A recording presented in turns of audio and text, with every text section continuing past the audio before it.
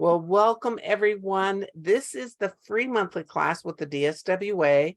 And remember, when you register for these classes, that you get to have the recording that will come to you afterwards. So that's a good thing. And there's lots of things going on in the chats from Tennessee to Jessup, Georgia. I have a sister that lives in Gainesville. So to lots of people from around the country, and I'm so happy that you took the time out. I know that this is a busy season. I know there's a lot of hustle and bustle going on, and you maybe are exhausted from cooking and cleaning and wrapping and all the things you did. You showed up anyway. You showed up anyway. So I give you credit. You are a leader of leaders. You led yourself here, and that's what's really important. So tonight's call is about how to use a slowing economy to recruit more, because it can be good for us. Historically, the economy has been, whenever we had a slowing economy or a downturn, direct selling did very well because people were looking for other resources and other opportunities. I want to share a little bit on this particular section because I want to explain it a little bit. You know, slowing economy, they talk about the gross domestic product, and it's when the growth slows down but doesn't necessarily really dramatically decline. But most analysts do not consider a slowdown to be a recession. So they're not saying we're in a recession, but unemployment may rise and productivity may decline. Okay, those are interesting thoughts. So economic recessions can be caused for a lot of different reasons, but one of them is loss of consumer confidence. We do not want the consumers to lose confidence in our profession. Right now is the best time for us all to be under promising and over delivering, having stellar customer service, stellar customer retention, stellar team building skills, and pouring into people that want to receive. So it's a good time. So that consumer confidence is one of those indicators. And the other one is high interest rates. So most events that will cause the economy to slow down can lead us to recession if it's left unchecked. We don't want to go into recession, folks. We want to stay at a slowdown is okay. Let's just keep things going in our business and show what we're made of. So how do I spot slowdown opportunities? People have been laid off, and we know a lot of those people. People that have lost their jobs recently, people that are looking for other opportunities. The other one is people who left in the great resignation, and now they're figuring, oh crud, I have bills now. It's after Christmas, and I got to do something different. I got to find a way. When interest rates are rising, we know that there's opportunity there. Rising inflation, which we have all seen. Declining property sales. That means real estate people who already know how to sell may be having a difficult time right now. So we want to look to those people. And a big thing, a slowdown opportunity, is when there's an increase in credit card debt defaults. And I just read something about that recently. So we know that things are happening out there, and that means we have a big opportunity. We have a place where we can make some big things happen. So let's get your paper and pen out to get ready for some notes. So how do we thrive in a difficult economy? How do we make big things happen in our profession? All of you are right in here. And this is what other people are doing during an economic downturn. They're doing these things. They start preparing for a potential job loss because they know layoffs are coming. There are a lot of layoffs that are taking place right now. And it was sad, a lot of them right before Christmas. So people need to start preparing. And what better way to prepare than to be in direct selling, than to be in a profession that works with folks, educates folks, continues to teach and support people. And that also is supporting them to learn new skills. And I really believe selling, communication, coaching, the skills that we teach in our profession are going to support people in anything that they're doing. And we all know that there's a lot of depression going on, anxiety, all those different kinds of things. And we are really a good place to be in direct selling during those difficult times. Most people in direct selling are happy people. Most people in direct selling have a good attitude. Most people in direct selling love learning and growing. So they're thriving in this time. We can be a role model for other people. Our profession brings hope to others. Let me say that again. The direct selling profession brings hope to people. They can see other possibilities. We teach people how to be a possibility thinker versus a probability thinker. Probability thinkers think, well, it probably won't work because I probably can't do it because I tried before and it didn't work. It's probably going to fail because the economy's failing. They have this negative outlook on life. People in our profession are definitely possibility thinkers, and we can teach others to do the same if they choose to have something different. I know I have a few in my life, and you probably do too. There are some people that just want to stay in the hole and dig themselves deeper. They don't want another option. They don't want to be happy. They don't want to see choices. They like being victims. And I know that's not you, but there are people like that. And some of those folks we've got to release out into the heavens and let them go, because if we keep chasing them, they just keep dumping and it's harder on us. So look for ways to cut costs. When we're thriving, if in order to thrive in a difficult economy, we want to look for ways we can cut costs. How can we do things with less money? What can we let go of? By the way, Rashmi, hello. It's so good to see you here. I just love all these new names coming out too, and old names. Not that you're old. You've just been around a little while, and I love you for that. So look for ways to cut your own costs. How can we save money without becoming a lack of thinker? There are a lot of people right now that are being paralyzed because they're living in fear. Oh, I'm probably going to lose my job. I'm probably going to get laid off. I'm probably not going to pay for a new car, so I'll just patch this one together. You don't want to be a lack of thinker.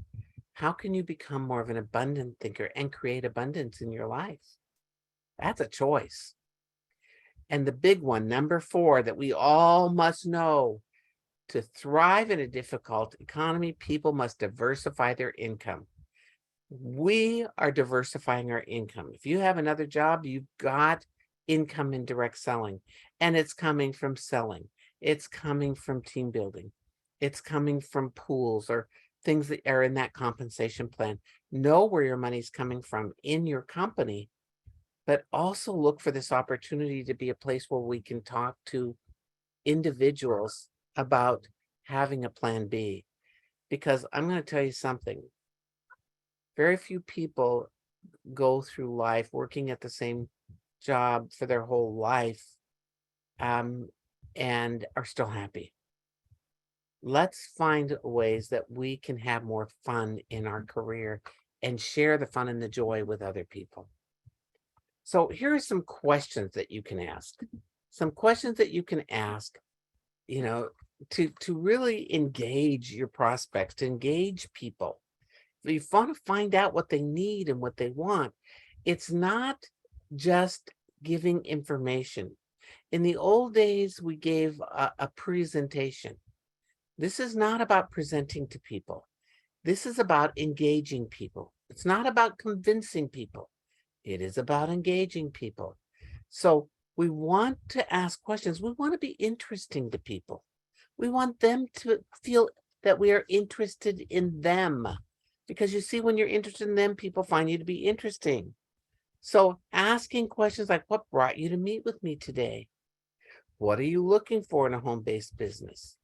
Those questions are important to make that person feel that you notice them, that you're there for them. What made you decide to explore entrepreneurship? Or you could say home-based business. Maybe they don't use the word entrepreneurship at home-based business. because that's information that they're sharing with you that is going to support you to helping them get what they want and to understand them better. How has the current economic situation affected your family? Maybe they say, well, it hasn't at all.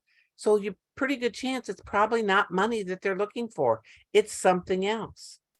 And there are lots of people that are looking for something else. Example, I had a woman that was an attorney, and she was at an event that I was speaking at, and I knew she was an attorney. Somebody told me, and I said, well, so what made you decide to come to direct selling? And she said, I was tired of defending the guilty. I was tired of wearing the navy blue suit. I was tired of going in that office with all this negativity around me. I wanted something different. And I like food. So she was in a company that had to do with cooking. And I thought, wow, so what do you love about food and cooking? And she told me. And I had to add something to hang on to keep her interested. So a key to really engaging people is asking those questions. And one of those questions is to understand the emotional why of a person. This is a skill. It's a skill that we teach in our level 1 coaching skill, our coaching school, because people don't know the importance of this. People will hang on long after they've been there and had a few things that didn't go well when they know their emotional why. And by the way, you can have more than one. You can have several. Doesn't have to be one. Don't think that that's what it needs to look like, but really work to discover what this emotional why is. And today people are saying things like, well, I'm looking for a business because I want to pay off my credit card debt. That is a material thing, and it's a real thing. It's a material thing. I want to move it to an emotional thing with that person. So how would you feel if you were able to clear off your debt because of your efforts that you put into your own home-based business? How would that make you feel? And for many people, especially women, I would really be proud that I was able to do that. Some people come into this business, they're just looking for somebody to be proud of them. Might be themselves, it might be their children, it might be their husband, it might be their parents, but that's a big reason, an emotional reason that people choose our business. There are several. And if you're not sure how to do it, some of you, I know several of you on this call have the Build a Big books or the Build a Big workbook, and you can get them on the website, but on the store. But if you've got those, go back to page 28 of the workbook, and it tells you which insights to read around the emotional why, and read them. Because what I'm going to say to you is this: people move to action based on emotion. Let me say that again. People move to action based on emotion.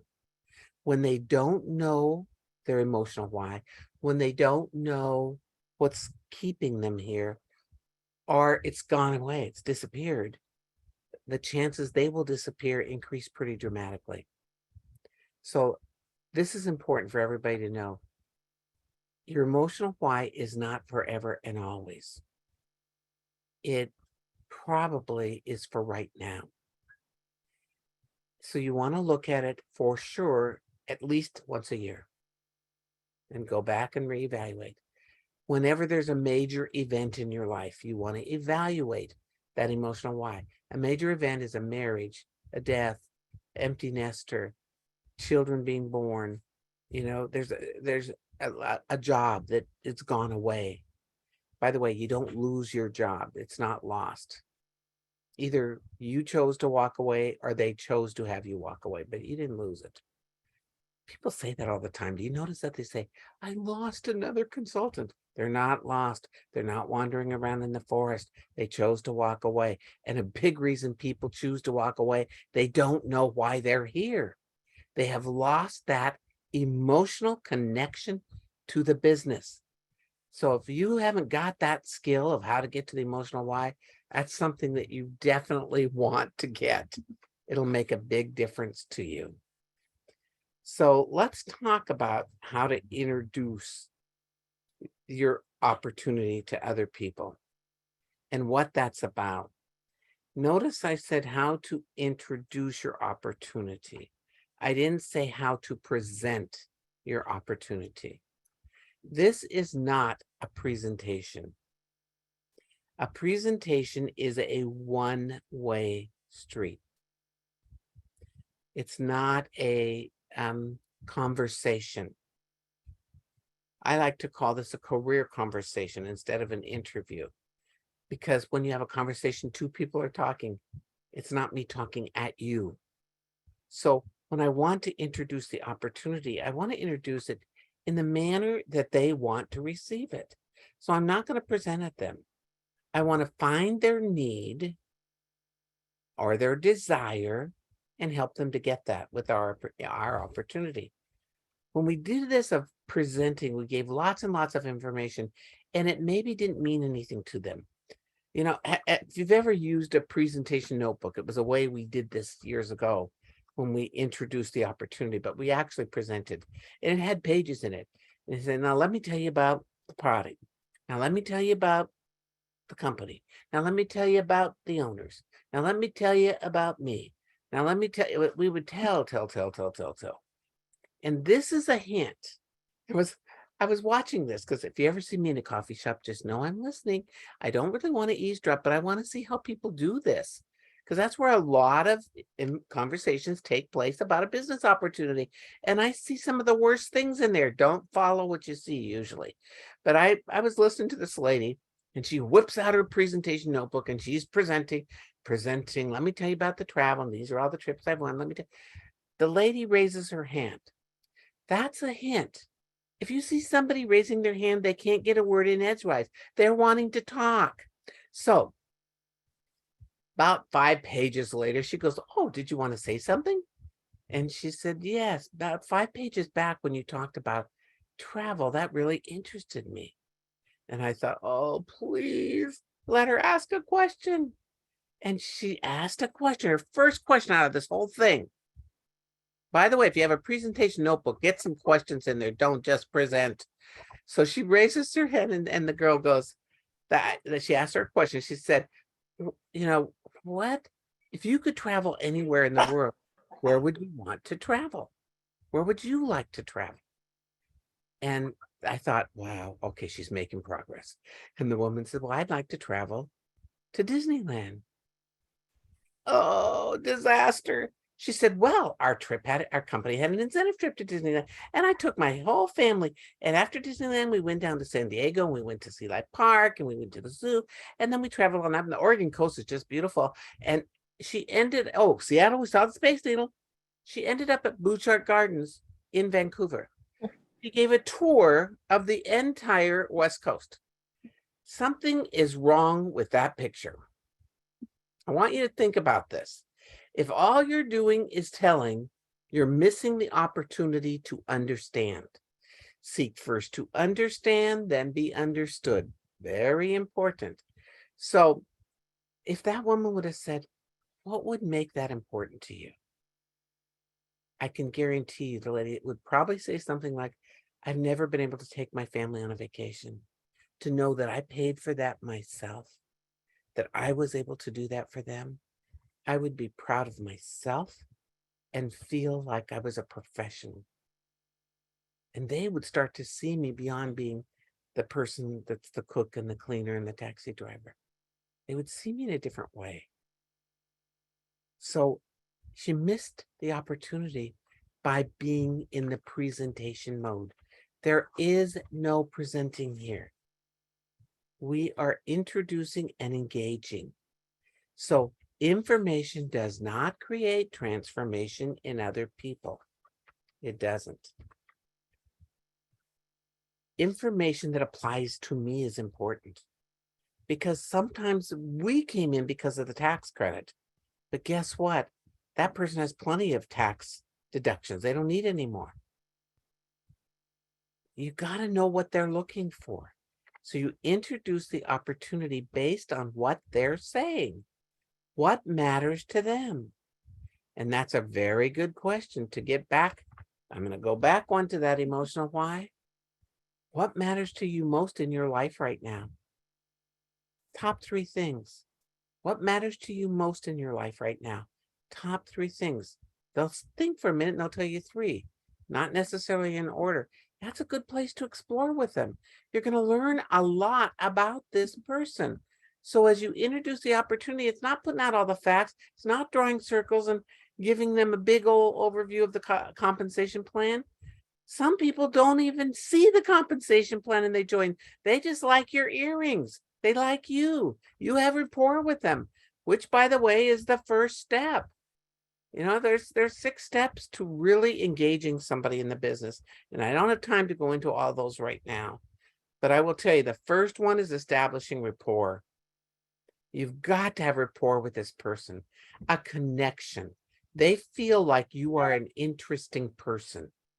They want to get to know you because you want to get to know them. You're not there to sell them the deal. You're not there to convince them. You're there to see how you can work together. And remember, there are 3 ways to work together. It's not just by joining me in the business. You have this person sitting in front of you. You have an opportunity.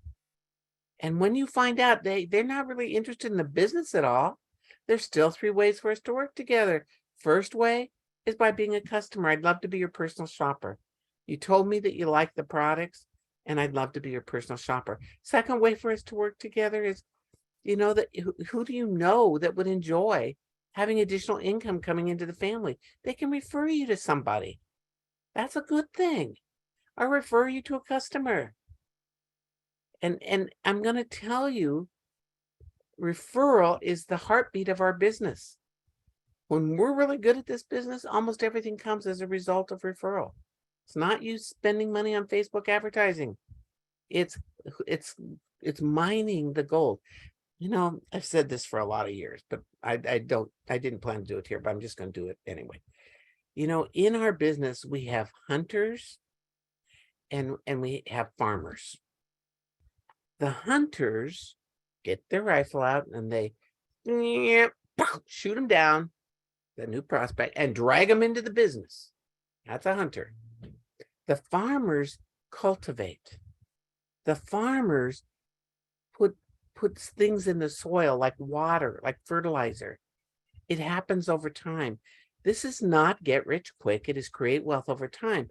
The person that talked to me about the opportunity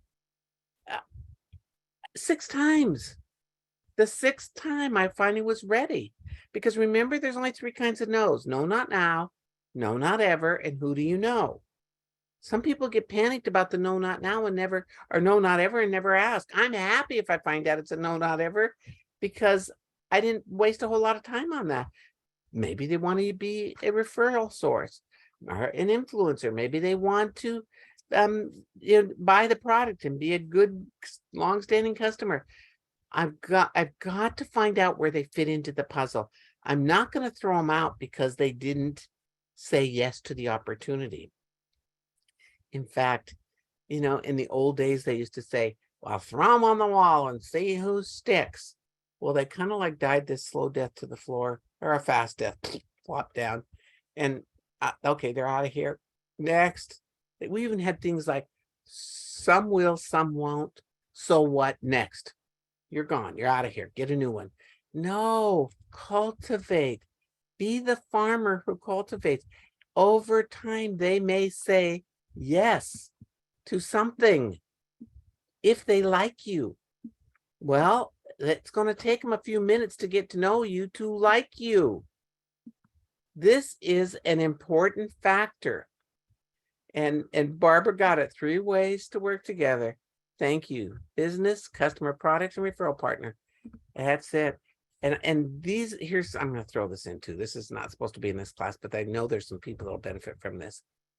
When you say 3 ways for us to work together, you know, who do you know that would enjoy, not need. We don't want to bring all the needy people in here. You can have a couple of those, but that's the low-hanging fruit, folks. And you're going to be working your little buns off with a lot of needy people. You want people with needs, an equal amount of desire, and people that are ready to come into the business. So you may know someone who would enjoy having an additional $100, $500, $5,000 or more coming into the household. You may know someone who would enjoy having an additional 100, 500, $5,000 or more coming into the household. And they might say, yes, me. Because what you said is, well, I just do this to make a little extra income. I make $100 a month and I'm happy I got that. That ready now person is not going to bite into that. They want to be with someone that really has a desire to work and to support them. So introducing the opportunity, yes, you've got to have rapport with them and find out what they need. How do you find out what they need? Is the coach approach to sponsoring. And this is a whole nother class that we teach. We don't have one scheduled right now, but it is really how to use these skills to engage people in coming in. Now, there are two very important skills in the sponsoring process: asking quality questions and listening. These are critical to engaging people. So, and these are open-ended questions that start with who, what, when, where, or how. Who, what, when, where, how. Not can you, would you, are you interested in getting started is a dead end. You just painted yourself into the corner. What would interest you in learning more? Or what else would you like to know about? Or they're open. Who, what, when, where, how. So listening, you listen with your heart, not with your head. And it's kind of a combination. But if you're in internal listening only with your head, you're thinking about what you're going to ask next or how to overcome that objection. Now, let me tell you something. You will not create objections with questions because people don't object to their own answer. They don't. They don't object to their own answers. So, oh, good. Thank you for saying that you took the coach approach, and I'm glad that you enjoyed it. So just watch for that. Just go to the events page and you'll see all the new things that are happening in DSWA and Coach Excellence School. So this means if you're starting to ask these questions and listen, your process will be different. You won't have a lot of objections. You won't be defending your profession. I'm just going to share this with you because this is another way that you're not going to have to defend your position. For some reason, people feel they can ask us how much money we make. I would never ask anybody how much money they make. I think that's rude. But for some reason, they feel they can ask that in our business. So I'm just going to give you a little nugget that you can use. If someone does ask you that, you can say, I make a significant amount of money. And there are people in our business that make significantly more than me. What would be significant to you? Now let's break that down. I make a significant amount of money. Says it's significant to me. It's a personal thing. That could be that $100 that I wanted to not have to ask my husband to get my hair done or to put my daughter into dance lessons. $100 could be significant to me. Now notice I don't give him space. I make a significant amount of money. And I move right along. There are people in our company that make significantly more than me. And in fact, the person that sponsors me makes significantly more than me. And several people in our company make significantly more than me. What I'm curious about is what would be significant to you? Now, they might say $500 a month. So if you're the person saying you can make $10,000 a month, you scared that person to death. They think you're baloney, So how can they make how can they make that $500 a month? That may be someplace where you go next. It's selling approximately X number of dollars per month. It's sharing the business with people. If you want to know how to do that, we teach you how to do that. And we also have coaching if there's some limiting beliefs around that. So there's a lot of things that have to do with this process. But I'm going to tell you, with the economy, the way it is right now, we've got to make some adjustments. And we've got to make people feel that they can own their own business without it owning them. And if you're hearing from people, I could never be you, here's my guess. It looks hard. Or it looks like you're working all the time. Your social media never shows a date with your spouse or anything fun. It's always about work, work, work, work, work. It's a combination. Okay, somebody's asking if I can turn this up. Thank you. I'm sorry. And I'll move the speaker closer to me. I'm kind of far back. Sorry, I was so soft. Turn your power up too. Turn up your volume. My apologies. Thank you for letting us know, Kimberly. That was good. So we want to provide the new people that join our company with coaching and leadership skills. You want to invite them to be a part of your team and to know just because they signed up today, now they don't go out and figure it out themselves. Leadership does include training. We've got to learn how to train people, but it's not just training, it's coaching. It's creating a community. It's running your business like a business. It's how to create a vision and have a plan to do that. All the things that we teach in our elite class, that is what it's about. Sometimes people, those hunters recruit them and drag them in and then they leave them. And the person doesn't have any idea what to do. You've got to have an onboarding plan for the people that are coming into the business. Give them an option to be coached, because you never know if they have a limiting belief. And I'm telling you, people do. I'm just going to give you the ones around recruiting. You see, I've taught somebody how to recruit, but they're still not recruiting. So I'm going to tell them again, here's how to recruit. Here are the 6 steps to recruiting. They still aren't bringing people in. They're still not doing it. Well, come watch me. They still don't do it. The reason is they have a limiting belief. See the difference between training and coach and the person not doing it. It's like a bridge. The bridge is coaching. It connects the reason they're not doing it. So under this bridge are all the reasons people don't recruit, and there's a lot of them. I'll just give you a few that are all coachable moments. They have a fear of being pushy. Women in particular, that's a big fear, and that's a coaching opportunity. Fear of no, of rejection. They think the no is about them.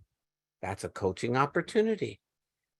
Fear of success, fear of failure. Fear of I don't know what to say, fear of I don't know what to do, fear they're going to know more than me. There are tons of reasons that people don't recruit, not just in this economy, in every economy. This has been going on for years. That's why we started teaching about coaching 21 years ago. That's why we started our Coach Excellence School. We know that it is a challenge for people. And yet in our profession, we keep training and training and training. And it's not going to remove that limiting belief. It's not going to remove what that's about. So really think about, what am I going to do once I get this person? How can I be of support to them? How can I be of service to them? That's really what this is all about. So economy, yes, we've got a few challenges right now. Can we excel in this column in economy? Yes. People want to know you care. And in work today, a lot of people don't feel that anybody really cares about them. They're just a number, and they're here to do their job. You've got an opportunity right now in direct selling to grow and go and to do big things. If you're a leader in this business, you can reach out to me and I'm happy to support you. If you're new in the business, you can follow along with everything that we offer in DSWA. I just want you to be successful. I want our business to thrive. And right now in this economy is our greatest opportunity. So let's grow and go and make some big things happen. So what's next for you? We have a coach school. It's all online. It's all through Zoom. You can find it at this link that's at the bottom of the page here. You also can just find it by going to the events page, dswa.org/events. You can take a picture of this. I'm offering a discount for everybody that's in this class. You can put in Coach 100. It is good until, I believe it's January 7th. The code is good until January 7th. So, go take a look at it and find out what more about what coaching is. Join our community. We have lots of great things happening, and there's groups that you can be a part of. And we have a YouTube channel. Take a picture of this if you want to know more. And now what I want to do is to bring you back and just see if anybody has questions, comments, thoughts, your ahas. Oh, I'm so glad that you're here, Antoinette. Nice to see your smiley face. So anybody that has anything to share, now is the time. You would want to unmute yourself first, or you can type it into the chat box. So who would like to share something or ask a question or, just be a part of what we're doing? Anybody? This is your chance. Or if you'd like to be coached in this. Someone says, I'll see you in March. That must be for the certification course. Good for you. I'm glad you've already gone through the advance, so that's great. I love the suggestion about asking what amount of income would be significant to them. That is a good question, even if they haven't asked you how much are you making. That's a good question to ask. So because you don't know what is significant to them, and you could be talking about something that's totally off and out there. You're welcome, Janae. Thank you for being with us tonight. I've got my hand up Yeah, too. hand up, Miss Barbara Dawson. What would you like to ask? And Norman's in, hang on a second. I don't know if you can hear the echo, but Norm's in the same room with me. And he said, I've got my hand raised. Oh gosh, you got but I'll let him go next. Uh, So what I would love to know, Nicki, as you know, we've been in our network marketing business for a very long time. And we did ways of finding people way back before 2000, which worked, went to a lot of networking events. What are you seeing as the trend now that is working so that people can find people who are looking, the lawyer you spoke of, the other people that we know get into this business and absolutely are delighted? Where would you suggest we go? Certainly all the live networking events have picked back up, and there's more of those that are going on. And again, don't go in there to sell your deal. Don't go, you're in there to meet people and to see how you can support them. I also want to talk to you about, a friend of mine started a company, and it's called the Happy Neighborhood Project, HNP. It's free, it's online, and they have organizations all over the world, but in almost every major city. That is a really good place to learn how to network, because they break into groups and you meet new people every time. But again, watch those that have been in for a while and see how they do it. They don't just sell their deal. They talk about how they can be of service or support to the people that are on that call. The best networkers do those things. They also, at the live events, a lot of people are setting up booths where you have an opportunity to talk to people. That's another way. People are coming at it from a lot of different ways. They're coming with social media. You just got to be there. And I think LinkedIn is a very good choice, because a lot of ready now professional people are on LinkedIn. So that would be a good opportunity. And then you've got your Facebook and other things, but don't be afraid to let people know what you do. Some people have this be a secret. Oh, I really work at the 7-Eleven. No, let people know what you do by wearing your attire, carrying things, giving a little sample to people as a gift. I feel there are more people looking that are going to tell you that they are looking. And especially those that have been laid off from work, don't want to say, well, I've been laid off. So they may not tell you, but get to know people and invest time in people and share things with people. The people that are doing it the best, they're simplifying it. They're using a QR code is a very common thing, and you can get your own QR code. They have a signature line that asks a question that's enticing. They, in their communication, are finding as many different ways as they can. And I feel today that I think people are getting past the stigma of what they thought network marketing was or direct selling was in the past. I think people are starting to get past it because there's more and more people coming into it and more choices. So did that answer your question, Barbara? Good. Norm, you had another question too? I didn't really have a question. I had a comment I wanted to share with everybody here that I and Barbara took the coaching program you offered 1 year in Phoenix. And then you also offered it as a seminar at our corporate event. And I tell you, the change for me in my confidence with asking those 5 key questions, who, what, where, when, and how, as qualifying questions, really made a significant difference in my confidence to be able to engage with people, because a lot of people get jammed up with, well, I don't know what to say. What's the next thing that I have to say? And if we can learn how to, and we learned how to ask the questions that would get people to open up, and they would start to share. And then from there, we could ask more questions about what they were doing and what they were thinking and what they were feeling.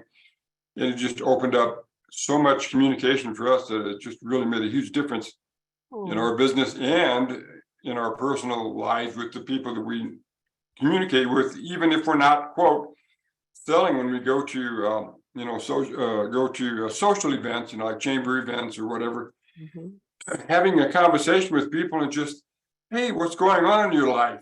Yes. What would make a difference in your life? And so what I'm just sharing is that what you have to say and what your coaching is all about is profoundly significant and can really make a difference for a lot of people, the way it did for Barbara and I. By the way, we're the same Dawsons in the same household here. Yes, and thank you. And being a doctor, you would think it would be easy to communicate with people. It's a different scenario when you're offering something to them versus when they're coming to get something from you. So your approach is a little different. So thank you, Norm, for sharing that, Dr. Norm.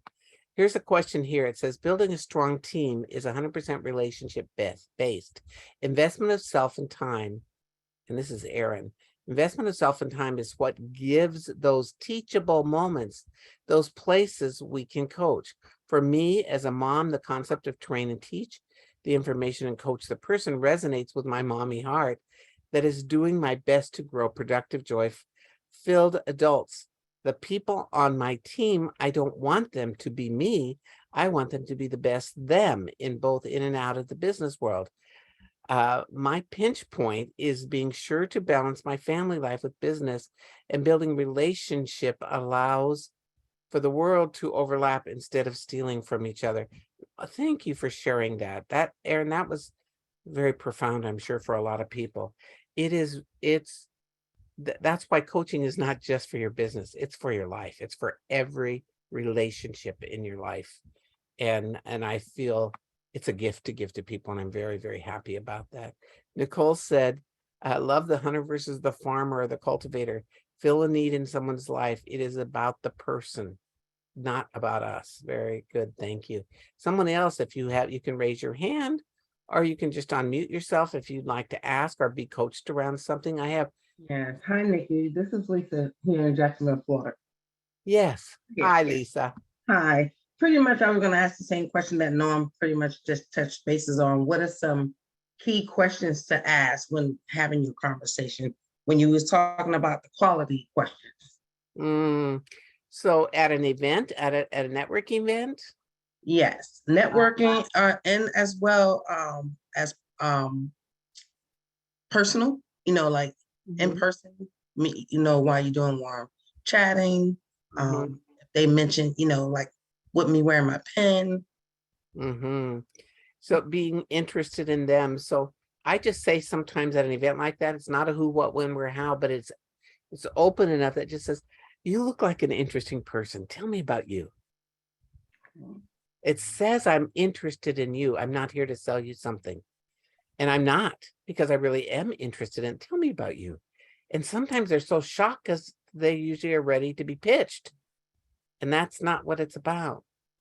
And I always ask this question because I get a lot of phone calls, and I don't take every person that wants to meet me on LinkedIn.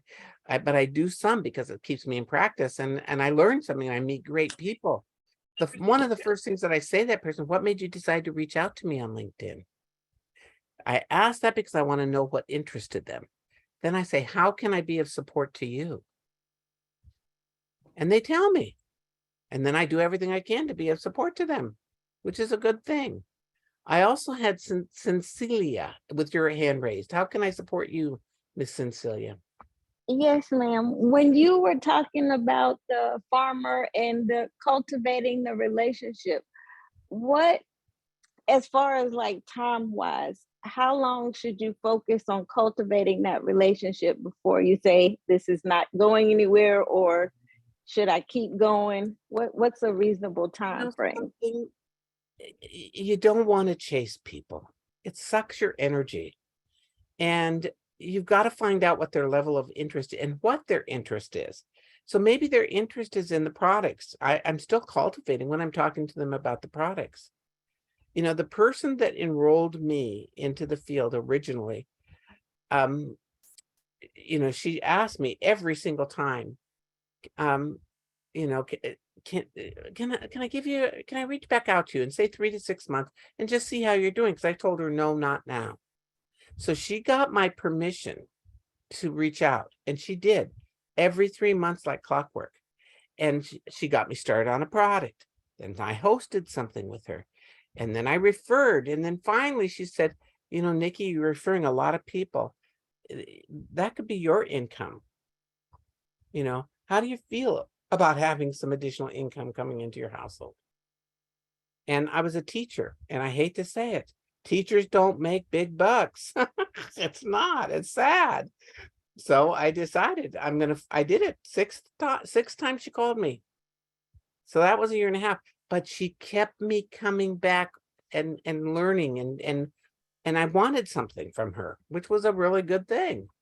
So I just think if you find out there is no level of interest, then and you've asked, who do you know that may be interested in some very good products for their health or their skin? Or who do you know that would be interested in looking younger longer? I don't know what product that you sell, but I would find out in that conversation that level of interest with something to keep connected with them. Okay, So thank you. you're very welcome. And you will know when you're becoming a pest. You'll know it. You won't feel good about it either. Anybody else with a comment or a thought? Gina Granberry, I haven't seen you in a long time. I'm so glad you're here. Happy New Year. Just a note, your hair and makeup is amazing. Well, thank you. Oh gosh, that's a good one. You know, I live in Hawaii and it's warm out and my windows are closed. So I feel like I'm melting. Somebody said, Nicki, your skin is dewy. It was sweat. So go ahead and imagine it's dewy. Anybody else with a comment or question or something I can do for you? Yes. Yeah, Nicki, this is Barbara. You said page 28 in the big book. Did I get that correct for the emotional line? It's in the workbook. Okay. So if you don't have the workbook, then go back to the book and look for emotional why. And there's in both books, there's a couple of insights. And that'll be very helpful for you. And by the way, Barbara, we're now coming out with continuing education this year. So people that have gone through all the classes, or even if they've even gone to level 1, they can take these one-off little educational classes, and that'd be really good for you and Doc to come back around for that. Thank you, Gina. Happy New Year Thank to you. Anybody else with a comment, question, thought? I, Something? of course, want to just say I'm glad I'm here. And hello, Nicki, I missed you. I missed you too. You're so always, it brings so much to every class you're in. Thank you. Love you. Love you more. Can't wait to March. I'll see you before that, though, I'm sure, on a series, on another call. So yeah. Good. That'll be great. Anybody else? I always stay on. If you're staying on, I want to be here for you. This is a new year, you guys. This is a really good time to begin focusing on what you want this year to look like. You know, what are you going to do differently to have different results? Where are you going to learn new things so you can grow more? Where else is an opportunity for you in this world of direct selling to be fed? You know, we all give to everybody else. And I saw you all working through Facebook right up till the end. And then you had a lot of things going on with family, which was good. But we got to get your people back to work in January, like early January. Some people wait till the end of January to even get going again. Now's the time. Stay connected with people, build those relationships. This is it. Just a comment. My recruiter talked with me for 10 years before I joined. Holy smokes. And you did. Thank you, Jackie, for sharing that. There's hope for everybody. She stayed connected because you gave her something to connect with. And probably that you're a nice person. Thank you for the inspiration. Love your words of support and inspiration. Thank you. I'm going to say something to you. Motivation is external. People say, because I speak at so many conferences and they say, are you a motivational speaker? And I say, no. Motivation is an external thing. Inspiration is an internal thing. If people don't shift what they're thinking or they're doing, they're not inspired to do so, everything will remain the same. So let's make this your year to be inspired to take some sort of action and to be inspirational for your teams, because they're looking for that. There's a lot of negativity in our world, and just watch the news. I don't, by the way. If our world's coming to an end, I'm sure somebody will tell me, but I don't watch the news because I don't want to be around all that negativity. But you know what? I get to give to people and I receive when I give. Make this your year of giving. Make this your year of being of service and watch what comes back to you. It's pretty amazing. Anybody else? This is your chance. I so appreciate you staying on and, being here this whole time. I feel like you all, have a strong desire to do something different. And I want that for you. I want you to have a great, great year and to make it a year of receiving, a year for you to receive. So, last call. I don't see any hands up. You mentioned that we would start in January. January is typically a light month. What would you say are the 3 things we should do in January as we contact people? What should the contact be about? Well, especially if your company is having any kind of specials or incentives or things like that, for customers, the specials are a good thing. That's a way to contact them. A host, maybe you have a different host incentive that you're offering. So reaching out to customers, reaching out to your team is to get them back to work, folks. Have an exciting team meeting coming up. Have 3 or 4 of your team sharing how they built their business through the holidays or what was working for them through the holiday. Because then at least you're gonna have 5 people there if you have 5 people sharing.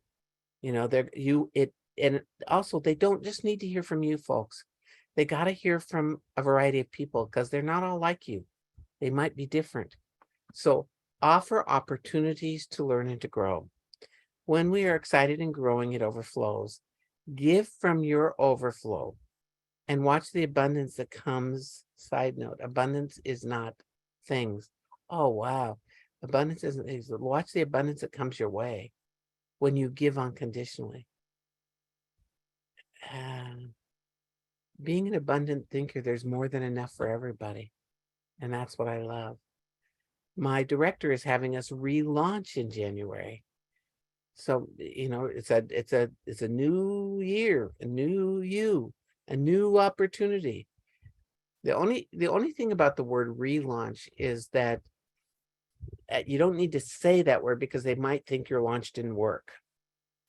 And, maybe it's a new shot, a new, somebody type in something that you think would be good to call it, but it's renewing. It's renewing your business. Pretty much, Nikki, that's what she's suggesting us do is to like have a new creation, a new you, a new year, a new makeover.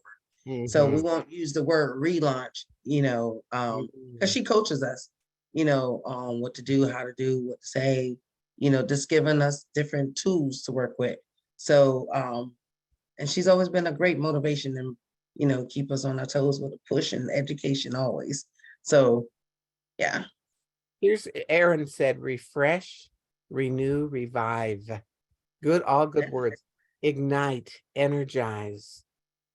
Because you know they can energize their business, and all those nutritional people that are on here, you can energize people's life with your products, with what you do.